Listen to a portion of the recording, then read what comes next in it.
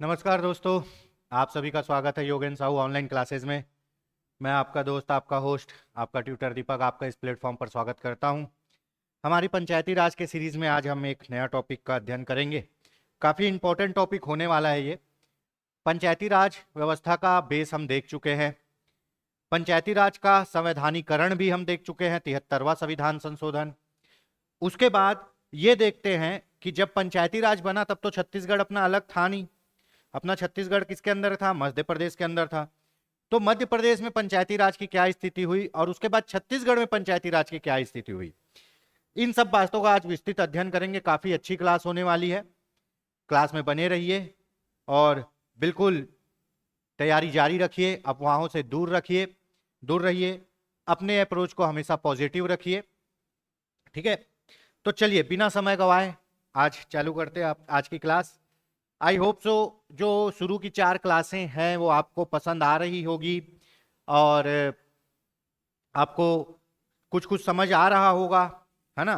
क्योंकि देखिए एक चीज याद रखिए, आप एक चीज नोटिस करिए, आपकी दैनिक जिंदगी में भी आप कुछ नया जब ज्वाइन करते हैं, पढ़ते हैं या कुछ काम करते हैं जो नया हो, तो शुरू के कुछ समय आप उतने फैमिलियर नहीं हो पाते उससे, इसीलिए थोड़ा कम समझ आता है।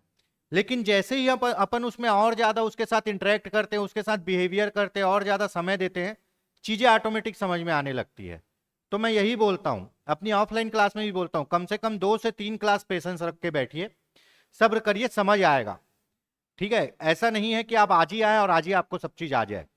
तो आप जब कोई नया सब्जेक्ट भी चालू करते हैं ना दोस्तों, तो यही अप्रोच रखना चाहिए कि 1-2 क्लास में कैजुअल रहता हूं, समय देता हूं, समय लेता हूं, उसके बाद देखते हैं कि क्या है, समझ आ रहा है या नहीं।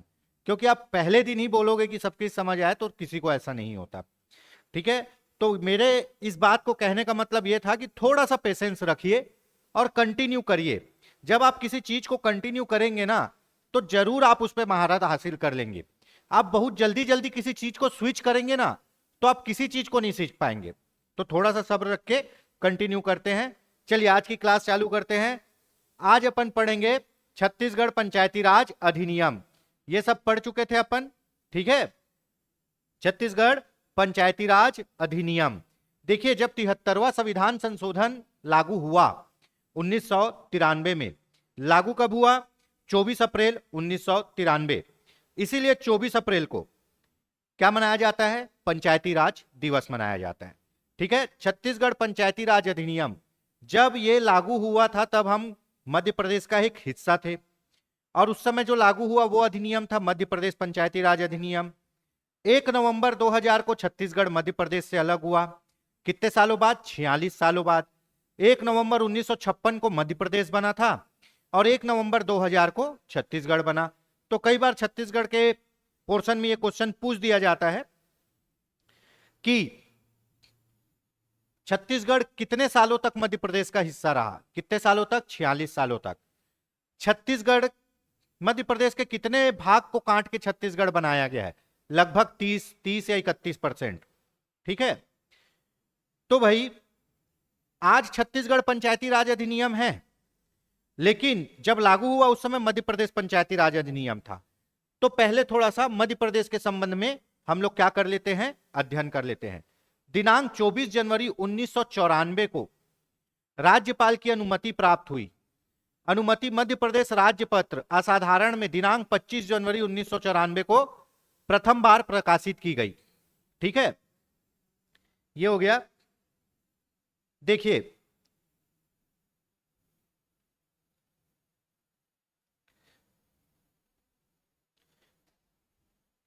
आपको यह पता है 73वां संविधान संशोधन 73, है ना? इसको अनुमति कब मिली? 24 अप्रैल। ठीक है, 24 अप्रैल 1993 ये संसद द्वारा अनुमति मिली और क्या बना दिया गया? पंचायती राज को कंपलसरी बना दिया गया। ठीक है, अब आपको पता होना चाहिए जो पंचायती राज है, पंचायती राज है वो कौन से सूची का विषय है? राज्य सूची का। कौन से सूची का? राज्य सूची का। तो इस पर काम कौन करेगा? राज्य सरकार। ये तो संवैधानिक प्रावधान है। पंचायती राज का हम क्या किए? संवैधानिकरण किए हैं, संवैधानिक प्रावधान किए हैं। अब राज्य लोग क्या करेंगे? अब राज्य लोग इसको अपने राज्यों में लागू करेंगे। क्यों? क्योंकि ये राज्य सूची का विषय है, इस पे राज्य सरकार कानून बनाएगी, है ना। तो अब राज्य लोग इसको अपने राज्यों में लागू करने के लिए प्रावधान करेंगे। तो यही प्रावधान एमपी में, यही प्रावधान एमपी में हुआ। और एमपी में ये लागू कब हुआ? 24 जनवरी। एमपी में राज्यपाल का कब अनुमति मिला? 24 जनवरी 1994। और ये लागू कब हुआ? 25 जनवरी 1994। 25 जनवरी 1994, ठीक है, 25 जनवरी 1994 को, है ना। क्यों? क्योंकि राजपत्र में प्रकाशित कब हुआ? 25 जनवरी को, ठीक है। इन लोग अपना काम करके इसको लागू करने का, मध्य प्रदेश इसको लागू करने का कब काम की? देखिए, आप जो पढ़े 24 अप्रैल ये सब, उस समय वो लागू नहीं हुआ, उस समय वो कानून बना, उस समय वो कानून बना, संसद द्वारा पास हो गया। चूंकि पंचायती राज राज्य सूची का विषय है, तो इस पर काम कौन करेगा? राज्य सरकार करेगी। तो हम उस समय कौन से राज्य थे? मध्य प्रदेश राज्य थे। तो मध्य प्रदेश राज्य सरकार ने क्या काम की? देखिए, 24 जनवरी को राज्यपाल की क्या मिली? अनुमति मिली, ठीक है। जैसे केंद्र में राष्ट्रपति होता है, वैसे राज्यों में क्या होता है? राज्यपाल होता है। केंद्र में राष्ट्रपति ने कब अनुमति दी थी? 20 अप्रैल। केंद्र में राष्ट्रपति ने कब अनुमति दी थी? 20 अप्रैल 1994, है ना। और लागू कब हुआ था? केंद्र में राष्ट्रपति ने कब अनुमति दी थी? 20 अप्रैल 1993 को। 73वें संविधान संशोधन को केंद्र में राष्ट्रपति ने कब अनुमति दी थी? अनुमति दी थी 20 अप्रैल 1993 को। और ये लागू कब किया गया? 24 अप्रैल 1993 को। तो ये लागू हो गया क्या? 73वां संविधान संशोधन, पंचायती राज व्यवस्था। अब ये पंचायती राज राज्य सूची का विषय है, तो इस पर कानून बना के अपने राज्यों में कौन लागू करेगा? इस पर कानून बना के अपने राज्यों में लागू करेगी राज्य सरकार। इस पर कानून बना के राज्यों में लागू करेगी राज्य सरकार। तो हम उस समय कौन से राज्य में थे? हम उस समय थे मध्य प्रदेश राज्य में थे। हम उस समय कौन से राज्य में थे? हम उस समय मध्य प्रदेश राज्य में थे। तो मध्य प्रदेश के राज्यपाल ने इसको अनुमति कब प्रदान की? 24 जनवरी 1994। मध्य प्रदेश के राज्यपाल ने इसको अनुमति कब प्रदान की? 24 जनवरी 1994। ये राजपत्र में, गजट में कब प्रकाशित हुआ? 25 जनवरी 1994 को प्रकाशित हुआ। क्या? पंचायती राज अधिनियम। कहां? राज्य में, ठीक है। पंचायती राज अधिनियम राज्य में कब प्रकाशित हुआ? 25 जनवरी 1994 को प्रकाशित हुआ। चलिए, अब मध्य प्रदेश पंचायती राज अधिनियम के बारे में बात करते हैं, तो आगे देखते हैं, ठीक है। मध्य प्रदेश पंचायती राज अधिनियम 1993 पारित कब हुआ? मध्य प्रदेश विधानसभा में पारित हुआ ये 1993 में। विधानसभा मतलब वहां एक ही है, विधानसभा ही है बस, विधान परिषद तो है नहीं। तो 1993 में विधानसभा में पारित हुआ। छत्तीसगढ़ सहित अविभाजित मध्य प्रदेश के साथ नई व्यवस्था के अनुसार पंचायती राज लागू करने वाला देश का प्रथम राज्य था। मोस्ट से भी मोस्ट आईएमपी, ठीक है, ठीक है। अब आपको यह पता है कि जो 73वां संविधान संशोधन है उसको केंद्र सरकार ने, संसद ने पारित कर दिया, ठीक है। चूंकि पंचायती राज राज्य सूची का विषय है, इस पर कानून कौन बनाएगा? राज्य सरकार। तो पूरे भारत में मध्य प्रदेश पहला राज्य था जो पंचायती राज व्यवस्था को अपने यहां लागू किया और क्या किया? चुनाव करवाया। मध्य प्रदेश पहला राज्य था जो पंचायती राज व्यवस्था को अपने यहां लागू किया और चुनाव करवाया, है ना। तो इसको ये ऐसे ही आएगा, छत्तीसगढ़ सहित एकीकृत मध्य प्रदेश पहला ऐसा राज्य था जो पंचायती राज व्यवस्था को लागू किया और चुनाव करवाया। कब? 94 में, ठीक है। तो अपने में यहां राज्यपाल की अनुमति कब मिली थी मध्य प्रदेश में? ये पढ़े हैं 24 जनवरी 1994 को। और ये याद रखिए, पंचायती राज व्यवस्था को लागू करने वाला मध्य प्रदेश पहला राज्य है, जबकि उसके अंदर उस समय छत्तीसगढ़ भी था। ये हमेशा पूछता है, ठीक है। तो 24 जनवरी 1994 को राज्यपाल की अनुमति प्राप्त हुई, है ना। अब देखते हैं ये काम कैसे हुआ है। मध्य प्रदेश पंचायती राज अधिनियम 1993, ये उसका नाम है, पंचायती राज व्यवस्था का मध्य प्रदेश में। विधानसभा में पारित हुआ 30 दिसंबर 1993 को। विधानसभा में पारित हुआ 30 दिसंबर 1993 को। राज्यपाल अनुमोदन दिया कब? 24 जनवरी 1994 को। राजपत्र में प्रकाशित 25 जनवरी 1994 को। ठीक है, इसी के कंपेयर में अगर आप देखोगे तो संसद में है ना, रिवाइज भी हो जाएगा। संसद में 73वां संविधान संशोधन कब पारित हुआ? लोकसभा में 22 जनवरी क्या जी?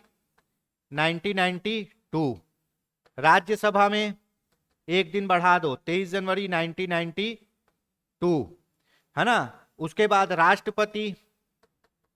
राष्ट्रपति द्वारा सिग्नेचर 20 अप्रैल 1993। उसके बाद लागू, मतलब गजट में प्रकाशित होकर लागू 24 अप्रैल 1993। ठीक है, ये 73वां संविधान संशोधन बना के दे दिए। उसको जब हम मध्य प्रदेश में लागू किए तो भाई राज्य सूची का विषय है तो राज्य सरकार बनाएगी, इसीलिए विधानसभा में कब पारित की? 30 दिसंबर। इधर भी दिसंबर वाला समय चल रहा था, इधर भी आ गया 30 दिसंबर 1993 को ये मध्य प्रदेश विधानसभा में पारित हुई। राज्यपाल इस पे सिग्नेचर किए 24 जनवरी 1994 को और राजपत्र में प्रकाशित 25 जनवरी 1994 को। और इसी समय से क्या हो गया? आपका पंचायती राज अधिनियम लागू हो गया। कहां? मध्य प्रदेश में। जिस दिन में राजपत्र में प्रकाशित हुआ उसी दिन से लागू हो गया। 25 जनवरी 1994 को ये कहां लागू हो गया? मध्य प्रदेश में लागू हो गया। ठीक है, मध्य प्रदेश में ये लागू हो गया भाई। अब मध्य प्रदेश में लागू हो गया तो मध्य प्रदेश में चला। अब 1 नवंबर 2000 को छत्तीसगढ़ मध्य प्रदेश से अलग हो गया। 1 नवंबर 2000 को छत्तीसगढ़ मध्य प्रदेश से अलग हो गया। तो छत्तीसगढ़ में पंचायती राज व्यवस्था कैसे आई, इसके संबंध में बात करते हैं। छत्तीसगढ़ में पंचायती राज व्यवस्था कैसे आई, इसके संबंध में हम अभी बात करते हैं। छत्तीसगढ़ में पंचायती राज व्यवस्था कैसे आई, इसके संबंध में हम अभी बात करते हैं। ठीक है, तो देखिए छत्तीसगढ़ में पंचायती राज व्यवस्था लागू होना 25 जनवरी को तो कहां लागू हो गया जी? 25 जनवरी को लागू हो गया आपका कहां? 1994 25 जनवरी को लागू हो गया मध्य प्रदेश में। अब छत्तीसगढ़ अलग हुआ तो छत्तीसगढ़ में कैसे लागू हुआ, है ना। बहुत सरल प्रोसेस है, ज्यादा कुछ कठिन नहीं है। देखिए छत्तीसगढ़ का अधिनियम का छत्तीसगढ़ राज्य पर लागू होना। छत्तीसगढ़ शासन ने अधिसूचना को दिनांक 7 जून 2001 द्वारा विधियों का अनुकूलन आदेश 2001 बनाया, जो पूरे छत्तीसगढ़ में 1 नवंबर 2000 से प्रवृत्त हुआ। इस आदेश के अनुसार 31 अक्टूबर 2000 तक संशोधित मध्य प्रदेश पंचायती राज अधिनियम 1993 का अनुकूलन कर लिया गया और छत्तीसगढ़ राज्य पर विस्तारित किया गया। इस अधिनियम में 31 अक्टूबर 2000 तक के संशोधनों को यथास्थान समाविष्ट किया गया है। इन संशोधनों को अलग से नहीं दर्शाया गया है, केवल उन्हीं संशोधनों को अलग से दर्शाया गया है जो 1 नवंबर 2000 के बाद छत्तीसगढ़ विधानसभा में पारित किए गए। इतना सारा कहानी पढ़ लिए। अब बोलोगे सर कुछ समझ नहीं आया, आप तो पढ़ दिए। अरे भैया तो हम तो हैं क्या बताने के लिए। ठीक है, अब पढ़ दिए तो चलो इसको समझते भी हैं। ठीक है, अब इसको समझते हैं।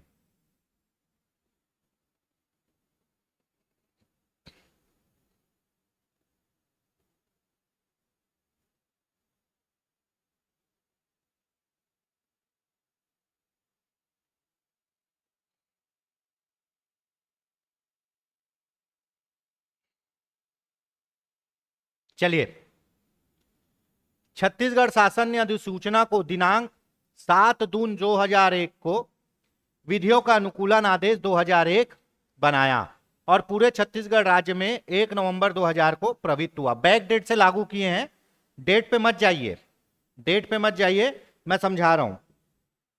हुआ क्या, अभी तक हम लोग मध्य प्रदेश पंचायती राज अधिनियम के अंतर्गत चल रहे थे। छत्तीसगढ़ एक अलग राज्य बन गया 1 नवंबर 2000 को।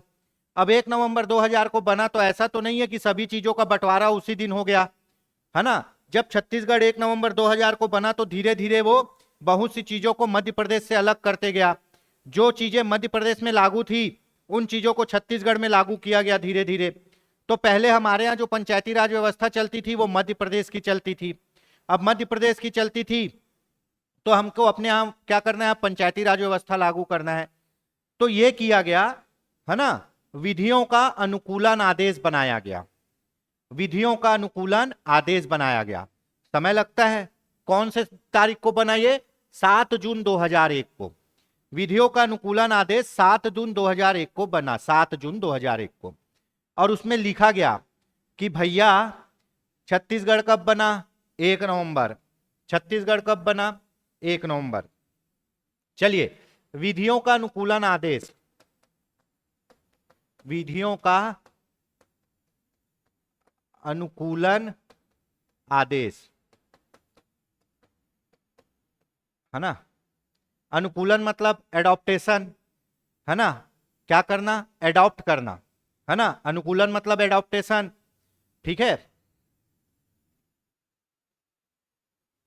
विधियों का अनुकूलन आदेश, एडॉप्टेशन। अपने यहां मध्य प्रदेश में जो विधि चल रही थी, है ना, मध्य प्रदेश में पंचायती राज की, पंचायती राज की, ठीक है, जो नियम कानून चल रहे थे मध्य प्रदेश में, पंचायती राज के जो नियम कानून चल रहे थे, वो सब नियम कानून को हम लोग अपना लिए। मध्य प्रदेश में पंचायती राज के जो नियम कानून चल रहे थे, वो सब नियम कानून को क्या कर लिए? हम लोग अपना लिए। कौन सी तारीख तक अपनाए हैं? 31 अक्टूबर तक, 31 अक्टूबर 2000 तक। सरकार ने कहा, छत्तीसगढ़ सरकार ने, 1 नवंबर को कौन बना है? छत्तीसगढ़। 1 नवंबर से पहले क्या है? अक्टूबर। 31 अक्टूबर आखिरी दिन तक मध्य प्रदेश में जो पंचायती राज व्यवस्था लागू थी उसको एज अ टीज अपना लिया गया, ठीक है। मध्य प्रदेश बनने के जस्ट एक दिन पहले तक, छत्तीसगढ़ बनने के जस्ट एक दिन पहले तक, छत्तीसगढ़ बनने के जस्ट एक दिन पहले तक, 31 अक्टूबर 2000 तक जो भी पंचायती राज व्यवस्था मध्य प्रदेश में लागू थी उसको एज अ टीज कैसे अपना लिए? जैसे था वैसे ही अपना लिए। किन्होंने? छत्तीसगढ़ राज्य ने, है ना। तो मध्य प्रदेश से ये चीज कहां आ गई? छत्तीसगढ़ राज्य में आ गई। और इसके लिए अनुकूलन आदेश कब बनाया गया? अनुकूलन आदेश 7 जून। कब? 7 जून। 7 जून को क्या बनाया गया? अनुकूलन आदेश, अनुकूलन आदेश। इस अनुकूलन आदेश में जो 7 जून को बना हुआ है उसमें यह कहा गया कि 31 अक्टूबर तक जैसा मध्य प्रदेश पंचायती राज अधिनियम था, जो नया बना हुआ छत्तीसगढ़ है, उस पंचायती राज अधिनियम को वैसे ही पूरी तरह अपना रहा है। कब तक? 31 अक्टूबर तक। जो भी संशोधन मध्य प्रदेश में हुए, जो भी नियम कानून मध्य प्रदेश में बने, उसको 31 अक्टूबर तक जो भी है उसको वैसे का वैसा हम लोग छत्तीसगढ़ वाले अपना रहे हैं। और यह आदेश बना अपनाने का कब? 7 जून 2001 को बना, ठीक है। और यह कहा गया कि ये जो नियम है पुराने, वो 31 अक्टूबर तक के लागू होंगे। 31 अक्टूबर के बाद जो भी नया नियम बनेगा वो कहां बनेगा? छत्तीसगढ़ में बनेगा। 31 अक्टूबर के बाद जो भी नया नियम बनेगा वो कहां बनेगा? छत्तीसगढ़ में बनेगा, और वो फिर छत्तीसगढ़ में लागू भी होगा, ठीक है। और ये जो नियम है, ये जो नियम है, जो अनुकूलन आदेश हम लोग लाए हैं, वो छत्तीसगढ़ में कब से लागू माना जाएगा? बैक डेट से। क्यों? क्योंकि 1 नवंबर को क्या बना? छत्तीसगढ़ बना। 1 नवंबर को क्या बना? छत्तीसगढ़ बना। तो 7 जून 2001 को बोला कि ये जो पूरे नियम को हम लोग एडॉप्ट कर रहे हैं ना, इसको बैक डेट से लागू करते हैं, 1 नवंबर 2000 से लागू करते हैं, ठीक है। तो 1 नवंबर 2000 से छत्तीसगढ़ में पंचायती राज अधिनियम लागू है ना। जब से छत्तीसगढ़ बना है तब से छत्तीसगढ़ में 1 नवंबर 2000 से पंचायती राज अधिनियम लागू है, ठीक है। लेकिन इसके लिए आदेश कब बनाया गया? 7 जून को बनाया गया, और कहा गया कि 31 अक्टूबर, छत्तीसगढ़ पहल बनने के पहले 31 अक्टूबर तक के सभी नियम वही होंगे जो मध्य प्रदेश के थे। 31 अक्टूबर मतलब उसके बाद, मतलब 1 नवंबर से जो भी नया नियम बनेगा वो कहां बनेगा? छत्तीसगढ़ में बनेगा। जो भी नया नियम बनेगा वो कहां बनेगा? छत्तीसगढ़ में बनेगा, ठीक है। तो हम फिर वो नया नियम लागू करेंगे। और 7 जून को जो विधियों का अनुकूलन आदेश, एडॉप्टेशन आदेश, एडॉप्टेशन जो आदेश बनाया गया, वो ये कहा गया कि हम इसको छत्तीसगढ़ में कब से लागू कर रहे हैं, बैक डेट से। कब से? 1 नवंबर 2000 से। ठीक है, तो यही कहा गया, मतलब छत्तीसगढ़ में बैक डेट में लागू हुआ पंचायती राज व्यवस्था। कहां से? मध्य प्रदेश से लेकर। ठीक है, और जो ये विधियों का अनुकूलन आदेश है, विधियों का अनुकूलन आदेश है, इसको छत्तीसगढ़ के राजपत्र में कब प्रकाशित किया गया? 18 जून को। कब? 18 जून 2001 को। और लागू किस दिन से माना जाता है जी? जिस दिन से राजपत्र में प्रकाशित होता है ना, उसी दिन से लागू माना जाता है। ठीक है, तो ये लागू कब हुआ है? 18 जून 2001 को। राजपत्र में जिस दिन प्रकाशित होता है उसी दिन से लागू माना जाता है। ठीक है, राजपत्र में प्रकाशन कर दिया, आउट कर दिया नोटिफिकेशन, मतलब वो रात 12 बजे से लागू हो गया है। ठीक है, तो पूरी कहानी आपको समझ में आ गई होगी। देखिए, पहले हम मध्य प्रदेश के अंदर थे। मध्य प्रदेश का जो पंचायती राज व्यवस्था अधिनियम था, उसको हम लोग कौन से डेट तक कॉपी किए हैं? उसको हम कॉपी किए हैं 31 अक्टूबर 2000 तक। उसके बाद छत्तीसगढ़ बना 1 नवंबर 2000 को। तो हम सोचे भाई कि अब ये पंचायती राज व्यवस्था को कैसे करना है, तो समय बीतता गया। 7 जून को एक आदेश निकाले, 7 जून 2001 को एक आदेश निकाले कि भैया 31 अक्टूबर 2000 तक हम लोग एज इट इज कॉपी करेंगे। किसको? मध्य प्रदेश पंचायती राज अधिनियम को। यह आदेश कब निकला है? 7 जून को 2001 को। और 31 अक्टूबर के बाद, 31 अक्टूबर के बाद जो भी नया नियम बनेगा वो मध्य प्रदेश में ही बनेगा। जो भी नया नियम बनेगा वो कहां बनेगा? छत्तीसगढ़ में ही बनेगा। 31 अक्टूबर 2000 के बाद, 31 अक्टूबर 2000 के बाद जो भी नया नियम बनेगा वो कहां बनेगा? मध्य प्रदेश में बनेगा। ठीक है, सॉरी बार बार गलती हो जा रहा है। जो भी नया नियम बनेगा वो छत्तीसगढ़ में बनेगा। ठीक, 31 अक्टूबर 2000 तक के नियम वही रहेंगे जो कहां के रहेंगे? मध्य प्रदेश के। 31 अक्टूबर के बाद छत्तीसगढ़ के लिए जो भी नया नियम बनेगा वो कहां बनेगा? छत्तीसगढ़ के विधानसभा में ही बनेगा। ठीक है, और ये नियम को कब से लागू माना जाएगा? बैक डेट से, मतलब 1 नवंबर 2000 से ही लागू माना जाएगा। तो ये जो विधियों का अनुकूलन आदेश बना, ये कब बना? विधियों का अनुकूलन आदेश बना, ये कब बना? 7 जून 2001 को। और इसको लागू कब से किए हैं? 18 जून 2001 से, क्योंकि उसी दिन राजपत्र में प्रकाशित हुआ है। तो ये पूरी कहानी समझ में आ गई कि कैसे बैक डेट से लागू हुआ। वही चीज यहां बोल रहा है, छत्तीसगढ़ शासन ने अधिसूचना को 7 जून 2001 द्वारा विधियों का अनुकूलन आदेश बनाया, एडॉप्टेशन आदेश बनाया कि हम अब मध्य प्रदेश के पंचायती राज को एडॉप्ट करेंगे, है ना। और उस आदेश में कहा गया कि 31 अक्टूबर तक वही नियम रहेंगे जो मध्य प्रदेश के हैं। 1 नवंबर 2000 से छत्तीसगढ़ में जो नया नियम बनेगा वो लागू होगा। और ये सबको किस डेट से लागू कर रहे हैं हम लोग? बैक डेट से।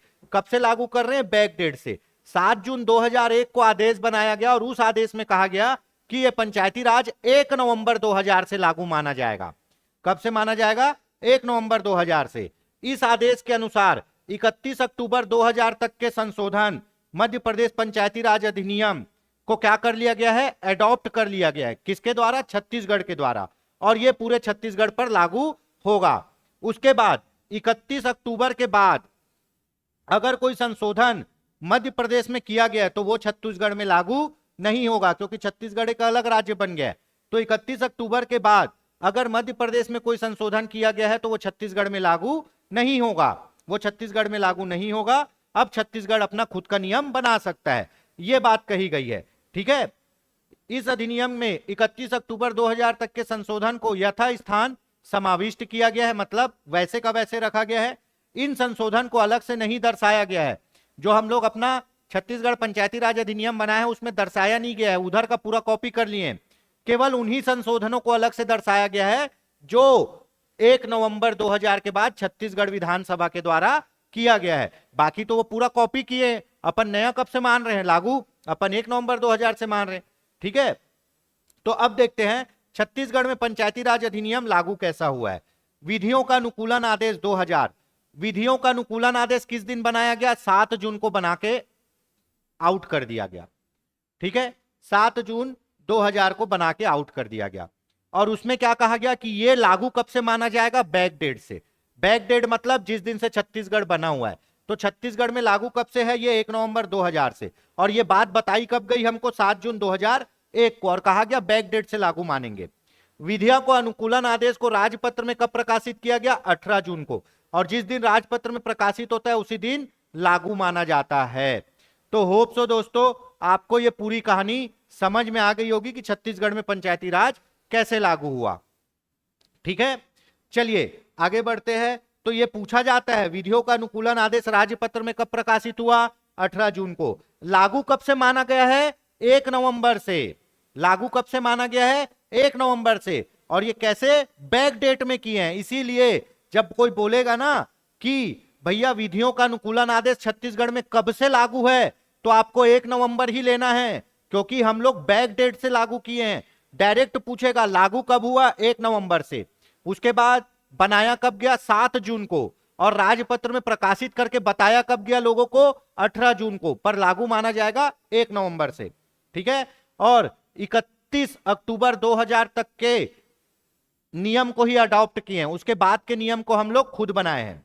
चलिए, तो ये हो गया छत्तीसगढ़ में पंचायती राज व्यवस्था का लागू होना। ठीक है,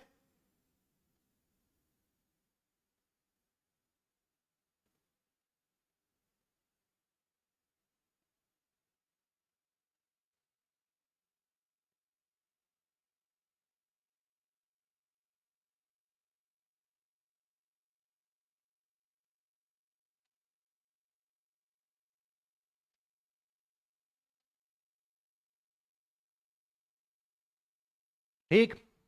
अब ये देख लेते हैं जो छत्तीसगढ़ पंचायती राज अधिनियम है ना, छत्तीसगढ़ छत्तीसगढ़ पंचायती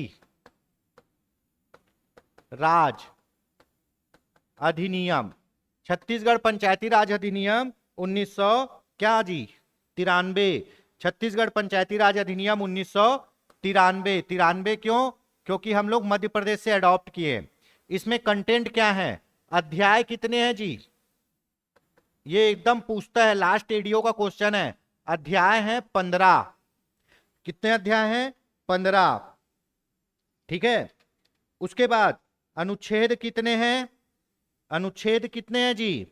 अनुच्छेद हैं 32। अनुच्छेद हैं 132। अनुच्छेद हैं 132। और उसके बाद अनुसूचियां कितनी है? अनुसूचियां लिस्ट कितनी है? अनुसूचियां हैं 4। इसको आपको एज इट इज याद करना है। जब विधियों का अनुकूलन आदेश बनाए ना, तो इतने कंटेंट को पूरा कॉपी किया गया है, बाद में इनको संशोधन किया गया है।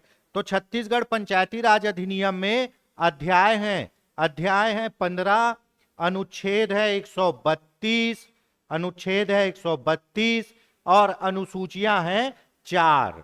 अनुसूचियां हैं 4। ठीक है,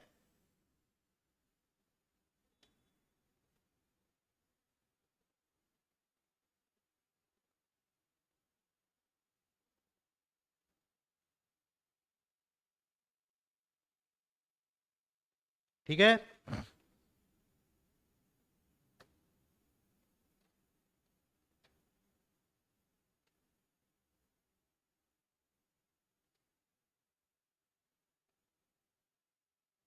ये समझ में आ गया।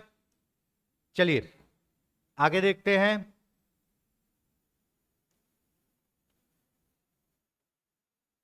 अनुच्छेद जो हैं उन महत्वपूर्ण अनुच्छेदों को अपन पढ़ेंगे बाद में, है ना।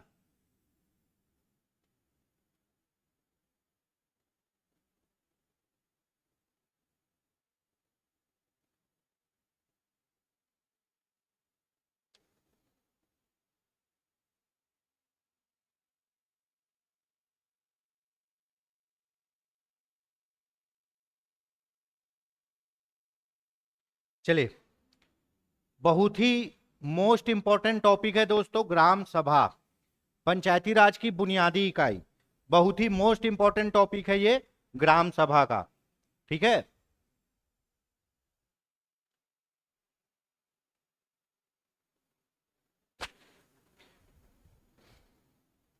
ग्राम सभा, ठीक, पंचायती राज की बुनियादी इकाई, पूरी पंचायती राज व्यवस्था का ये नींव है ग्राम सभा। ठीक है, ग्राम सभा अलग होता है दोस्तों, ग्राम पंचायत अलग होता है। बहुतों को कंफ्यूजन रहता है कि ग्राम सभा क्या है, ग्राम पंचायत क्या है। ठीक है, ग्राम सभा क्या है, ग्राम पंचायत क्या है। तो पंचायती राज की बुनियादी इकाई किसे माना जाता है, ये क्वेश्चन पूछता है, ऐसे ही लाइन में एज इट इज लिखा रहेगा कि पंचायती राज की बुनियादी इकाई क्या है। तो पंचायती राज की बुनियादी इकाई क्या है दोस्तों, ग्राम सभा है। और पंचायत की विधायिका, विधायिका मतलब क्या होता है दोस्तों, कानून बनाने वाली सर्वोच्च संस्था। तो भारत में कानून बनाने वाली सर्वोच्च संस्था, विधि मतलब होता है कानून, विधि मतलब होता है कानून, और विधायिका मतलब होता है कानून बनाने वाली संस्था। ठीक है, तो भारत में विधायिका क्या है, केंद्र सरकार में है जो वो है संसद, और राज्य सरकार में जो है वो है क्या है, विधानसभा या विधान मंडल बोल सकते हो। और ग्राम पंचायत में कानून बनाने वाली विधायिका कौन है दोस्तों, ग्राम सभा है। ग्राम सभा ही अपने ग्राम पंचायत के लिए क्या बनाते हैं, कानून बनाते हैं। ग्राम पंचायत के अधीन प्रत्येक ग्राम में क्या होगी, ग्राम सभा होगी। एक ग्राम पंचायत में एक से अधिक ग्राम हो सकते हैं। देखिए ग्राम पंचायत होता क्या है, मैं बता दे रहा हूं।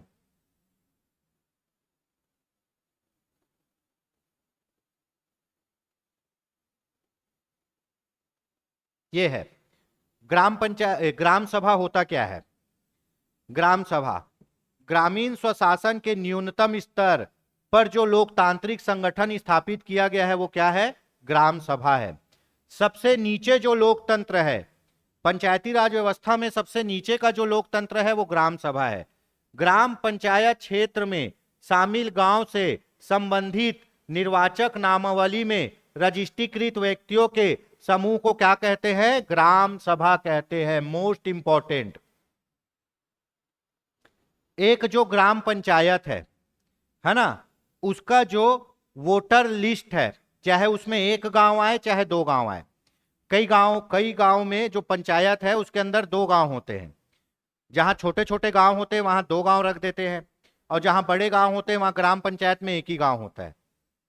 ठीक है, कई ग्राम पंचायत है जहां दो गांव को मिलाकर एक ग्राम पंचायत बना है।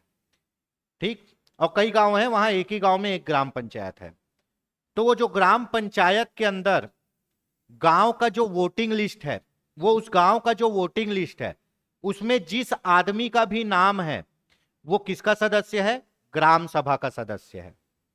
ठीक है, अगर ग्राम पंचायत के वोटिंग लिस्ट में आपका नाम है तो आप ग्राम सभा के सदस्य हो, उसको ही क्या बोलेंगे, ग्राम सभा। किसी ग्राम पंचायत के भीतर आने वाले गांव के सभी मतदाताओं से मिलकर जो सभा बनती है, सभी मतदाताओं से मिलकर जो सभा बनती है उसको क्या कहते हैं, ग्राम सभा।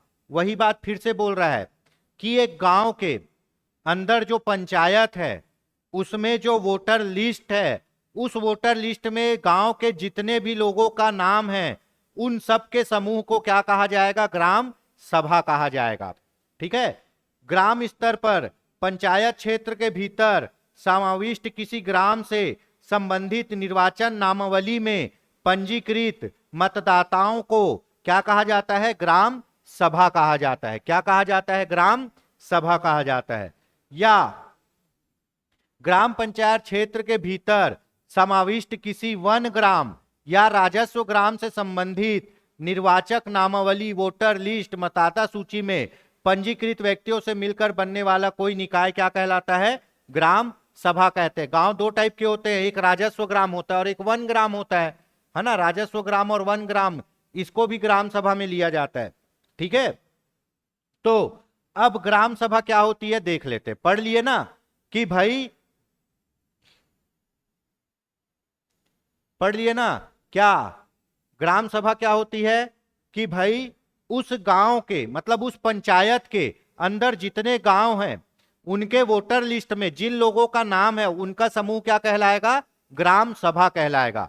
ग्राम सभा में कौन आता है जी, पूरा गांव। कौन आता है, पूरा गांव आता है। ग्राम सभा में कौन आता है, पूरा गांव आता है। ठीक है, पूरा गांव, ये मिलकर क्या बनाएगा? ग्राम सभा। एक होती है ग्राम पंचायत, एक होती है ग्राम पंचायत। ग्राम पंचायत में कौन होते हैं? सरपंच, उप सरपंच और पंच। तो ये क्या है? ग्राम पंचायत में ये 3 पदाधिकारी होते हैं, सरपंच, उप सरपंच और पंच। ठीक है। और ग्राम सभा में कौन होता है? पूरे गांव के लोग होते हैं। पर पूरे गांव के लोग भी उन लोग जिनका नाम किसमें है? मतदाता सूची में है। किसमें है? मतदाता सूची में है। ठीक है। तो ये 2 चीज समझ आ गई कि ग्राम पंचायत में सरपंच, उप सरपंच और पंच रहेंगे, और ग्राम सभा में गांव की सभा। ग्राम पंचायत मतलब गांव का पंचायत। अच्छा, आप लोग पंचायत वेब सीरीज देखे होंगे, अभी लेटेस्ट चल रहा है, तो उसमें पंचायत में कौन रहता है जी? सरपंच रहता है ना। उसके बाद उप सरपंच रहते हैं, और उसके बाद कौन रहता है? पंच लोग रहते हैं जो मीटिंग करने आते हैं। लेकिन ग्राम सभा बोलेंगे तो पूरे गांव वाले, और पूरे गांव वालों में ऐसा नहीं कि सबका, केवल उन्हीं व्यक्तियों का नाम जिनका वोटर लिस्ट में नाम हो। ठीक है। तो चलिए एक बार और देख लेते हैं। अब मान लो एक पंचायत है, एक ग्राम पंचायत है, जिसके अंतर्गत ए एक ग्राम है और बी भी एक ग्राम है, दोनों गांव हैं। तो ये दोनों के वोटर लिस्ट में, ये दोनों के वोटर लिस्ट में जिनका भी नाम होगा वो सब क्या होंगे? ग्राम सभा के सदस्य होंगे। क्या होंगे? ग्राम सभा के सदस्य होंगे। एक ग्राम पंचायत है, कौन? एक ग्राम पंचायत है आपका क्यू। क्यू के अंदर 2 गांव आते हैं, गांव ए और गांव बी। और उस गांव ए और गांव बी के वोटर लिस्ट में जिनके भी नाम होंगे वो सब क्या बन जाएंगे? इस ग्राम पंचायत के ग्राम सभा बन जाएंगे। तो याद रखिए, ये हमेशा पूछता है कि ग्राम सभा के सदस्य कौन होते हैं? ग्राम सभा के सदस्य ग्राम पंचायत की वोटर लिस्ट में जिनका भी नाम होगा वो सब ग्राम सभा के सदस्य होंगे, पूरे वयस्क, है ना, जिनका वोटर लिस्ट में नाम है। अब इसमें कुछ किंतुक परंतुक होते हैं। आप उस गांव में 20 साल से रह रहे हो, लेकिन आपका वोटर लिस्ट में नाम नहीं है, तो आप ग्राम सभा के सदस्य नहीं हो। पहला, आप उस गांव में पैदा हुए, सब चीज हुए, है ना, आपका उम्र हो गया 40 साल, लेकिन अभी तक वोटर लिस्ट में नाम नहीं जुड़ा हो, तो आप ग्राम सभा के सदस्य नहीं हो। ग्राम सभा के सदस्य होने के लिए केवल और केवल और केवल एक क्वालिफिकेशन है कि आपका उस क्षेत्र के, उस पंचायत क्षेत्र की जो वोटर लिस्ट बनती है ना, जो सरपंच पंच लोग को वोट डालते, जो वोटर लिस्ट बनती है, उस पर आपका नाम होना चाहिए, तभी आप ग्राम सभा के सदस्य माने जाओगे। यह हो गया ग्राम सभा। ग्राम सभा क्या होता है? किसी पंचायत क्षेत्र के अधीन आने वाले गांवों के, है ना, वोटिंग लिस्ट में आने वाले व्यक्तियों के नाम को क्या कहते हैं? ग्राम सभा कहते हैं। इसका और कोई क्वालिफिकेशन नहीं है दोस्तों। आपकी उम्र हो गई, आपका नाम वोटर लिस्ट में आ गया, तो आप उस पंचायत के अधीन ग्राम सभा के सदस्य बन जाओगे। ठीक है। तो ये हो गई ग्राम सभा। चलिए, और ग्राम पंचायत में कौन रहता है? ग्राम पंचायत में पूरे चुनाव जीते हुए आदमी रहते हैं, सरपंच, उप सरपंच और पंच। और ग्राम सभा में पूरे गांव के वयस्क लोग जिनका नाम वोटिंग लिस्ट में हो। मैं बार बार एक ही वर्ड बोल रहा हूं, वोटिंग लिस्ट में हो, वोटिंग लिस्ट में हो। अगर नाम नहीं है तो आप ग्राम सभा के सदस्य नहीं हो। ठीक है। तो चलिए ग्राम सभा चालू करते हैं। क्या है ये? पंचायती राज व्यवस्था की बुनियादी इकाई। भैया, जो आपका पंचायत बना किन के लिए है? पंचायत बना है आपका गांव के लिए, गांव के लोगों के लिए। तो ग्राम सभा में लोग कौन होते हैं? जो गांव के निवासी हैं और जिनका वोटिंग लिस्ट में नाम है, जो गांव के निवासी हैं और जिनका वोटिंग लिस्ट में नाम है। तो भैया वो बुनियादी इकाई तो वही हुए ना। तो ग्राम सभा क्या बन गई? बुनियादी इकाई, पंचायती राज व्यवस्था की बुनियादी इकाई। ये लाइन आईएमपी एज अ टीज पूछा जाता है। ग्राम पंचायत की बुनियादी इकाई क्या है? ग्राम सभा। पंचायत की विधायिका क्या है जी? ग्राम सभा है। क्यों? क्योंकि उस गांव के संबंध में अगर कोई निर्णय लेना होगा ना, तो ग्राम सभा, उस गांव के संबंध में कोई निर्णय लेना होगा तो ग्राम सभा की बैठक होगी, और बैठक में बहुमत से निर्णय लिया जाएगा। मतलब गांव वाले खुद अपने लिए नियम कानून बनाते हैं दोस्तों। इसीलिए कहा जाता है क्या? स्थानीय स्वशासन। खुद का खुद के ऊपर शासन, स्वशासन। ग्राम सभा छोटा मोटा चीज नहीं है। ग्राम सभा अगर कोई नियम पारित कर दिया तो ग्राम पंचायत को मानना पड़ेगा। ठीक है, ग्राम पंचायत का बजट, गांव में क्या खर्चा करना है, गांव में कहां रोड बनाना है, गांव में कहां पचरी बनाना है, कहां तरिया बनाना है, ये ग्राम सभा की बैठक में होता है निर्णय। और उन लोग खुद अपने आप से अपने लिए वो चीज करते हैं, अपना बजट बनाते हैं, अपना विकास करते हैं। अब आप लोग वोट देते हो विधायक और सांसद को, तो क्या आप लोग बजट पास करते हो? क्या नहीं करते? वो तो वहां बैठे विधायक और सांसद करते हैं, है ना। लेकिन भैया अगर गांव में ग्राम पंचायत में जाओगे ना, तो ग्राम सभा जो पूरे गांव के लोग हैं उन लोग अपना बजट पास करते हैं और अपना नियम बनाते। इसीलिए इसको क्या बोलते हैं? स्थानीय स्वशासन की इकाई। खुद उन लोग रियल में, खुद स्थानीय स्वशासन, रियल में खुद उन लोग अपना शासन करते हैं, है ना। तो विधायिका, कानून बनाने वाली संस्था कौन है? ग्राम सभा। और पंचायती राज व्यवस्था से संबंधित कानून कौन बनाता है? राज्य सरकार। ग्राम पंचायत की विधायिका बोल रहे हैं ना, ग्राम पंचायत की विधायिका कौन है? ग्राम सभा है। लेकिन पूरे पंचायती राज व्यवस्था के लिए अगर कानून बनाना है तो यह राज्य सूची का विषय है, तो इस पे राज्य सरकार कानून बनाएगी। ठीक है, पर जहां ग्राम पंचायत बोलेगा उसकी विधायिका ग्राम सभा है। और पंचायती राज व्यवस्था से संबंधित कानून बनाना है तो राज्य सरकार बनाएगी, क्योंकि राज्य सूची का विषय है। ग्राम पंचायतों के अधीन प्रत्येक ग्राम में एक क्या होगी? ग्राम सभा होगी। ठीक है, ग्राम पंचायत के अधीन जितने भी गांव होंगे उनकी ग्राम सभा होगी, है ना। ग्राम पंचायत में एक से अधिक ग्राम सभा एक से अधिक गांव हो सकते हैं। कोई पंचायत में एक गांव होता है, कोई में 2 गांव होता है ना। तो जितने गांव हैं सबका ग्राम सभा होगा। ठीक है, सबकी ग्राम सभा होगी। और ग्राम सभा में कौन होंगे? जिनका वोटिंग लिस्ट में नाम होगा। यह सामान्य जानकारी हो गई। आगे बढ़ते हैं। ठीक है, अनुसूचित क्षेत्र के बारे में बात कर रहा है। अनुसूचित क्षेत्र के संबंध में विशेष अध्ययन करेंगे दोस्तों। वहां के नियम अलग होते हैं, अनुसूचित क्षेत्र के नियम अलग होते हैं। ठीक है, अनुसूचित क्षेत्र के ग्राम पंचायतों में यह व्यवस्था की गई है कि किसी गांव में एक से अधिक ग्राम सभा हो सकती है, किंतु मैदानी क्षेत्र में गांव में एक से अधिक ग्राम सभा नहीं हो सकती। ठीक है, अनुसूचित क्षेत्र में किसी गांव में एक से अधिक ग्राम सभा हो सकती है, मतलब एक गांव में एक से अधिक ग्राम सभा हो सकती है। कहां? अनुसूचित क्षेत्र में। परंतु मैदानी क्षेत्र में, सामान्य क्षेत्र में, हमारे जैसे क्षेत्र में एक गांव में एक ग्राम सभा, एक गांव में एक ग्राम सभा। और एक पंचायत के अंतर्गत अगर 2 गांव है तो दोनों में एक एक ग्राम सभा। ठीक है, लेकिन अगर अनुसूचित क्षेत्र में जाओगे तो एक ही गांव में एक से अधिक ग्राम सभा हो सकती है। ठीक है, अनुसूचित क्षेत्र में होता क्या है? कभी आप लोग बस्तर घूमने गए हो दोस्तों, तो बस्तर में देखोगे कि एक बहुत बड़ा जंगल वाला गांव है। बस्तर में देखोगे कि एक बहुत बड़ा जंगल वाला गांव है। जंगल के इधर 8-10 घर, जंगल के इधर 8-10 घर, फिर थोड़े दूर में 8-10 घर। ठीक है, उतने से ज्यादा होगा भी नहीं। ये गांव है, गांव में वहां पे बहुत दूर में 2-4 घर है, वहां बहुत दूर में 2-4 घर है। तो गांव तो एक ही है, गांव तो एक ही है, लेकिन इनके समूह बहुत अलग अलग हैं। अनुसूचित क्षेत्र की बात हो रही है। कहां की? अनुसूचित क्षेत्र की, अनुसूचित क्षेत्र की बात हो रही है ना। तो ये घरों के समूह अलग अलग है, बहुत दूर दूर है। ठीक है, ये घरों के समूह बहुत अलग है, दूर दूर है। तो ये समूह एक ग्राम सभा बना सकती है, ये समूह एक ग्राम सभा बना सकती है, ये समूह भी एक ग्राम सभा बना सकती है। तो हो गया ना, एक गांव में एक से अधिक ग्राम सभा वहां पे बन सकती है। कहां? अनुसूचित क्षेत्र में, क्योंकि वहां लोगों का जो समूह है ना वो बहुत दूर दूर है। गांव तो एक ही है लेकिन समूह बहुत दूर दूर रह रहा है, इसीलिए एक गांव में एक ग्राम सभा, एक से अधिक ग्राम सभा बन सकती है। कहां? अनुसूचित क्षेत्र में।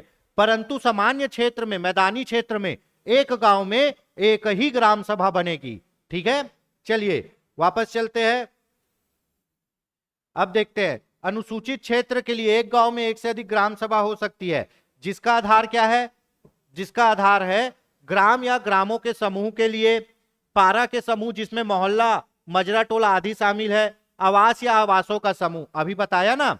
अब या तो गांव या गांव के समूह को बना देंगे अलग अलग, या वो पारा वाले, है ना, कुर्मी पारा वाले अलग ग्राम सभा, तेली पारा वाले अलग ग्राम सभा, है ना, राउत पारा वाले अलग ग्राम सभा। ठीक है, उसके बाद आपके और कोई पारा वाले हैं उनकी अलग ग्राम सभा। तो पारा मोहल्ले के हिसाब से भी ग्राम सभा बन सकती है। कहां? अनुसूचित क्षेत्र में। अब आवासों या आवासों का समूह, अब मान लो 10 घर वहां है उनकी अलग ग्राम सभा, 20 घर वहां है उनकी अलग ग्राम सभा। तो एक ही गांव में एक से अधिक ग्राम सभा हो सकती है अनुसूचित क्षेत्र में। ठीक है, लेकिन मैदानी क्षेत्र में एक ही होगा। मैदानी मतलब सामान्य क्षेत्र। 73वें संविधान संशोधन के तहत अनुच्छेद 243 ए में क्या कहा गया है जी? किसकी बात कही गई है? ग्राम सभा की बात कही गई है। ए में किसकी बात कही गई है? ग्राम सभा की, है ना। और छत्तीसगढ़ पंचायती राज अधिनियम की धारा 6 और 7 में किसके बारे में बात की गई है? ग्राम सभा के बारे में। किसके बारे में? ग्राम सभा के बारे में।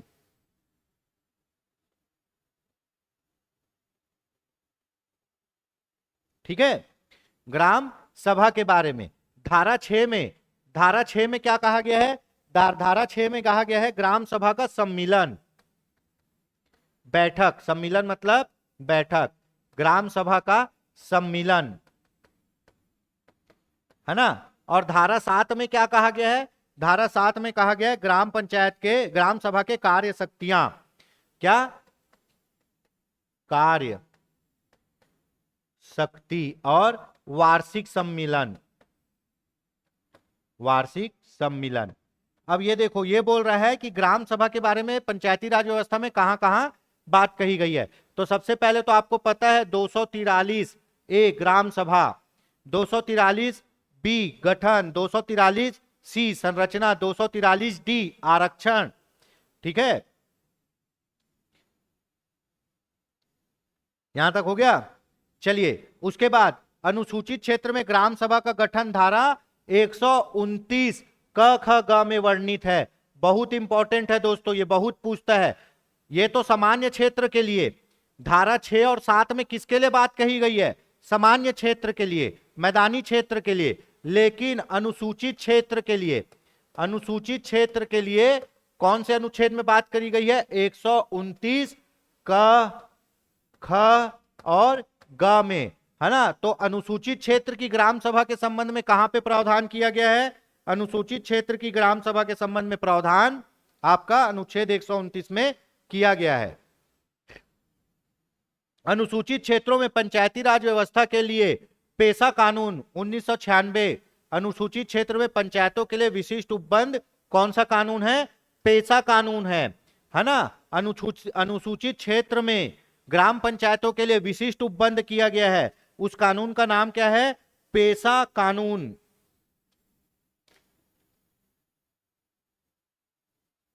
कौन सा कानून? पेशा कानून।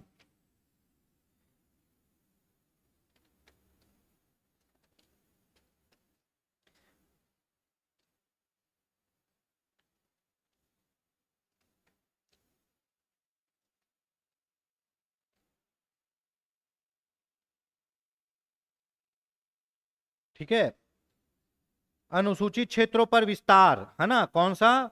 पंचायत उपबंध का पेशा कानून 1996। द, इसका फुल फॉर्म है the provision of the panchayat, है ना। The provision of the panchayat extension of the schedule areas, है ना। पेशा कानून, the provision of the panchayat extension of the schedule areas 1996। ठीक है, विशेष कानून लागू होता है पंचायत के संबंध में। विशेष कानून कहां लागू होता है? अनुसूचित क्षेत्रों में, और उसको कहते हैं आपका पेशा कानून। कौन सा कानून? पेशा कानून कहते हैं। ठीक है,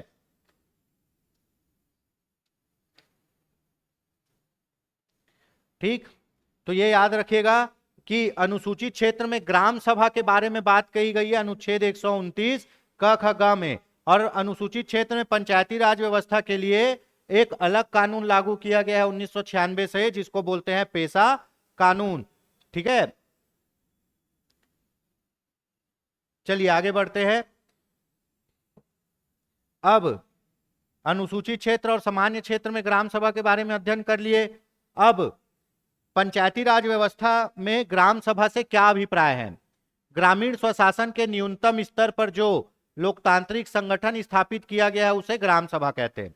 ठीक है, बुनियादी इकाई है लोकतंत्र की। ठीक है, समझ में आ गया।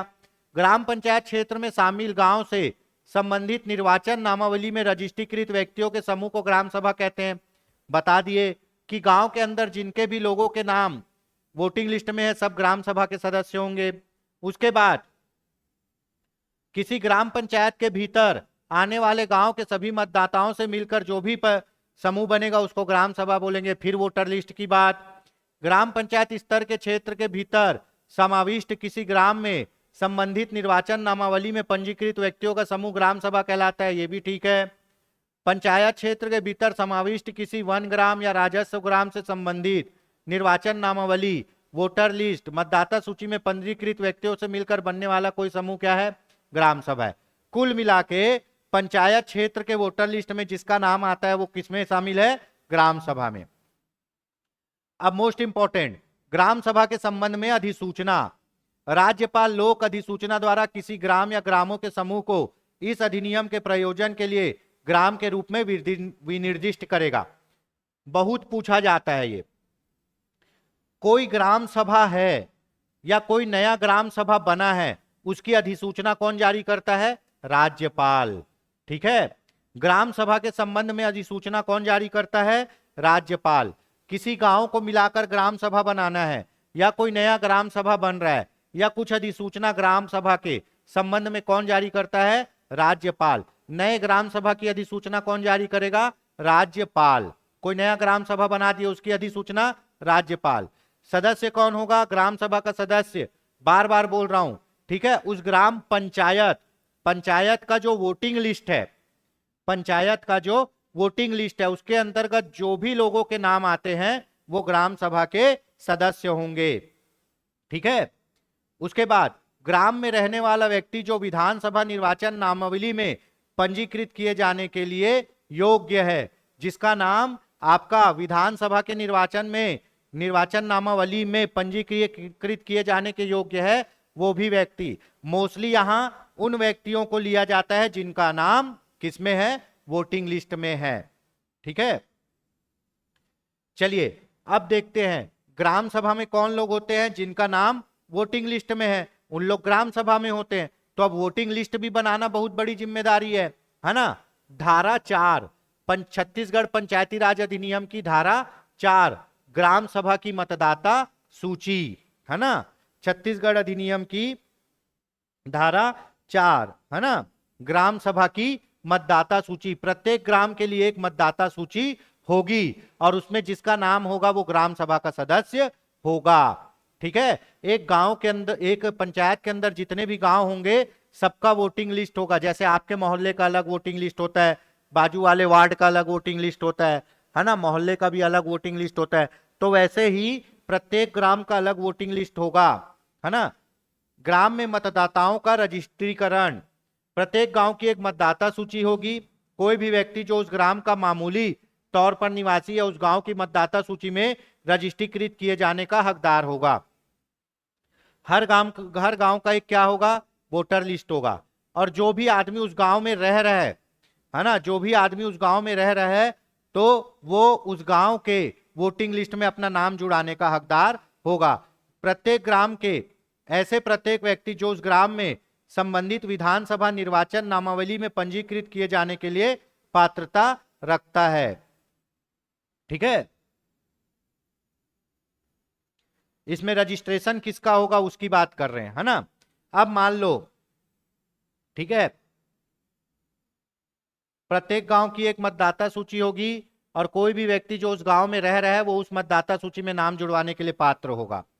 दूसरा, अगर वो गांव जिस विधानसभा क्षेत्र के अंतर्गत आता है, अगर वो गांव जिस विधानसभा क्षेत्र के अंतर्गत आता है और उस विधानसभा के वोटिंग लिस्ट में नाम जुड़वाने का पात्र आदमी ग्राम सभा के भी वोटिंग लिस्ट में पात्र होगा, जिसका नाम उस ग्राम से संबंधित विधानसभा निर्वाचन वाली में दर्ज हो। अगर आपका नाम विधानसभा के, अगर आपका नाम विधानसभा के वोटिंग लिस्ट में है, गांव के वोटिंग लिस्ट में नहीं है, तो आप गांव के वोटिंग लिस्ट में भी डलवाओगे। ठीक है। उसके बाद मतदाता सूची में शामिल व्यक्तियों का समूह जिसके अंतर्गत ग्राम सभा क्षेत्र में आवास या आवासों का समूह अथवा छोटा गांव या छोटे गांव का समूह, अनुसूचित क्षेत्र के लिए कही गई है बात। अनुसूचित क्षेत्र में एक गांव में एक से अधिक ग्राम सभा हो सकती है ना, अभी अपन बात किए हैं, तो वही चीज है। यहां बातों को थोड़ा सा डिस्क्राइब किया है, घुमाया है। देखिए, अगर आप उस गांव में रहते हो और आपका एज हो गया है कि आप वोटिंग लिस्ट में नाम जुड़वा लो, तो आप वोटिंग लिस्ट में नाम जुड़वा के ग्राम सभा के सदस्य बन सकते हो। अगर आपका एज हो गया है और आप विधानसभा की वोटिंग लिस्ट में नाम जुड़वाना चाहते हो, तो वहां नाम जुड़वा के भी ग्राम सभा के सदस्य बन सकते हो। ठीक है, विधानसभा की निर्वाचनावली। ठीक, तो ऐसे आप ग्राम सभा के सदस्य बन सकते हो।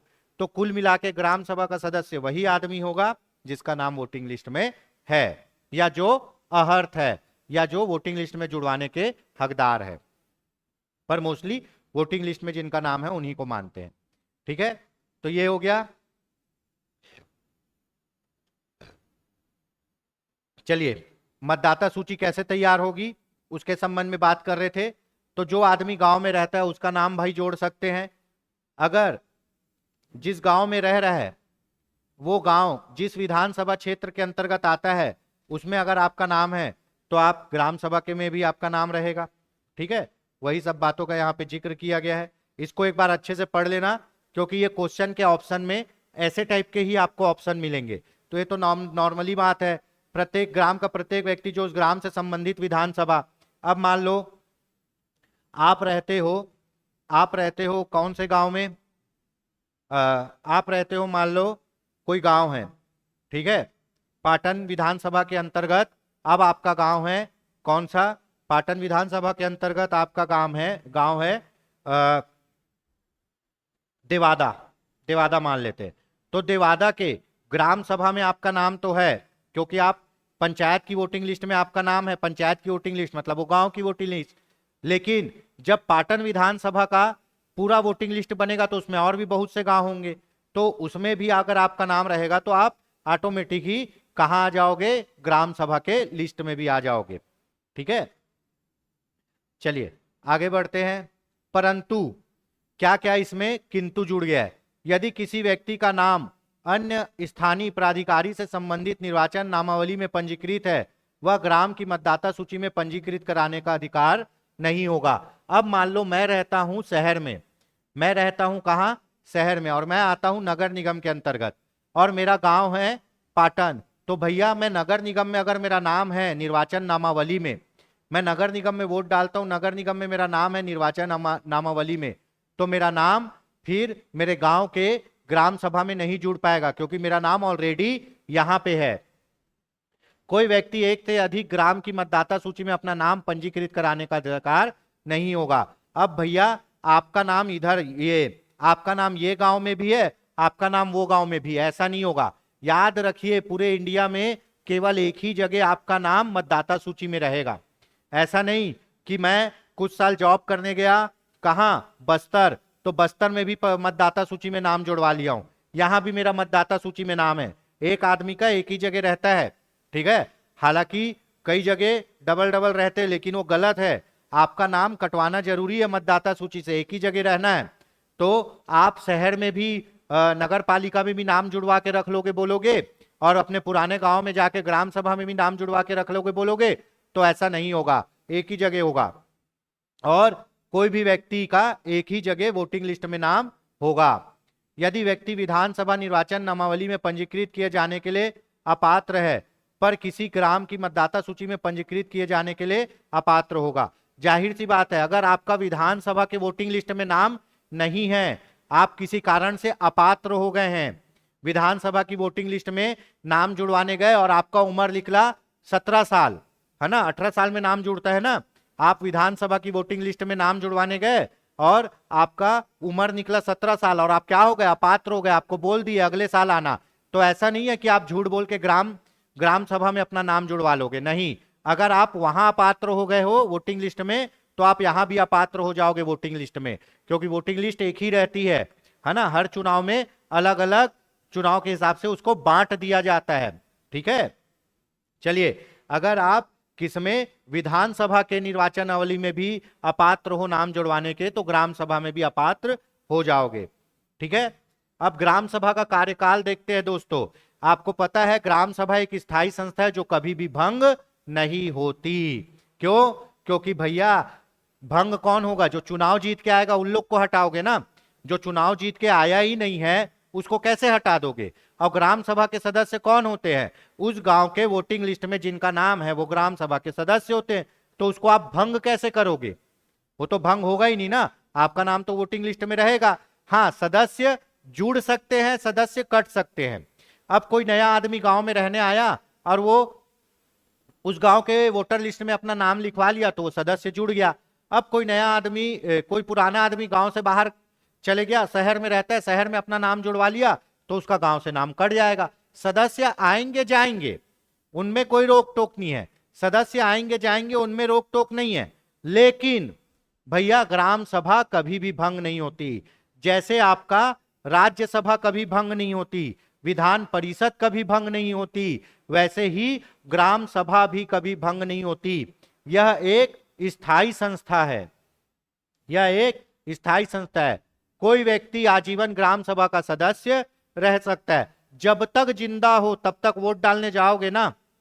जब जब चुनाव होगा तब तब अगर आप जिंदा हो तो वोट डालने जाओगे, और वोट डालने जा रहे हो तो आपका नाम वोटर लिस्ट में है, और वोटर लिस्ट में है गांव के, तो आप ग्राम सभा के सदस्य रहोगे।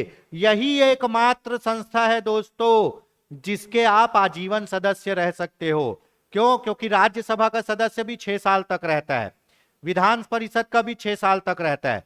दोनों स्थायी संस्था है ना, तब भी उन दोनों के सदस्य 6-6 साल तक रहते हैं। लेकिन ग्राम सभा एकमात्र संस्था है जिसका आप आजीवन सदस्यता रख सकते हो, क्योंकि जब तक आपका वोटिंग लिस्ट में नाम है तब तक सदस्य हो। ठीक है, तो होप सो यहां तक आपको समझ में आया होगा।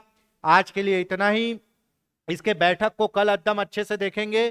ठीक है, आज के लिए इतना ही। होप सो आपको ये डिस्कशन काफी अच्छे से समझ में आया होगा। बाकी देखते हैं नेक्स्ट क्लास में। वीडियो पर बने रहिए और पढ़ाई करते रहिए। जय हिंद।